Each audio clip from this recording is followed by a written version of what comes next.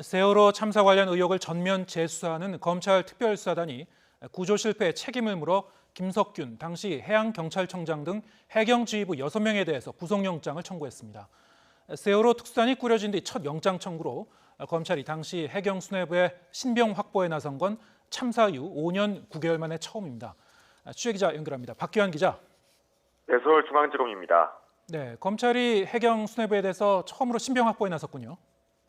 네, 그렇습니다. 검찰 세월호 참사 특별수사단은 세월호 참사 당시 구조 실패 책임을 물어 김석균 당시 해양경찰청장에 대해 구속영장을 청구했습니다. 김수현 전 서해지방해양경찰청장과 김문홍 전 목포해양경찰서장 등 해경수뇌부와 실무자 등 모두 6명이 청구 대상에 포함됐습니다. 특수단은 이들이 참사 당시 구조와 관련한 주의 의무를 위반해 사상자를 낸 것으로 보고 업무상 과실치사상 혐의를 적용했습니다. 지난해 11월 검찰 세월호 특수단이 출범한 뒤 첫 구속영장 청구로 세월호 참사 이후 검찰이 해경 수뇌부에 대해 신병 확보에 나선 것도 이번이 처음입니다. 이들은 지난 2014년 세월호 참사 당시 승객 퇴선 유도 등 구조에 필요한 주의 의무를 다하지 않아 승객과 선원 303명을 숨지게 하고 승객을 다치게 한 혐의를 받습니다. 검찰은 당시 해경지휘부가 사고 초동 조치를 제대로 하지 않고도 이를 숨기기 위해 각종 보고 문건을 허위로 작성했다고 보고 허위 공문서 작성 혐의도 적용됐습니다.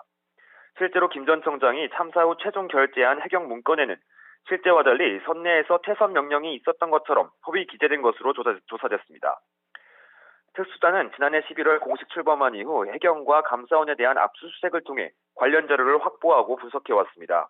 또 복역 중인 이준석 세월호 선장을 포함해 전현직 해경과 당시 승선원 등 100여 명을 불러 참사 당일 상황을 상세히 조사한 것으로 알려졌습니다. 세월호 참사 이후 지금까지 구조 실패와 관련해 기소돼 처벌받은 해경지휘부는 당시 현장 지휘관이었던 해경 123 정장뿐입니다. 김 전 청장은 당시 현장 지휘부의 판단을 존중한 것이라며 구조 실패에 대한 법적 책임은 없다는 입장을 고수해왔습니다. 지금까지 서울중앙지검에서 YTN 박규환입니다.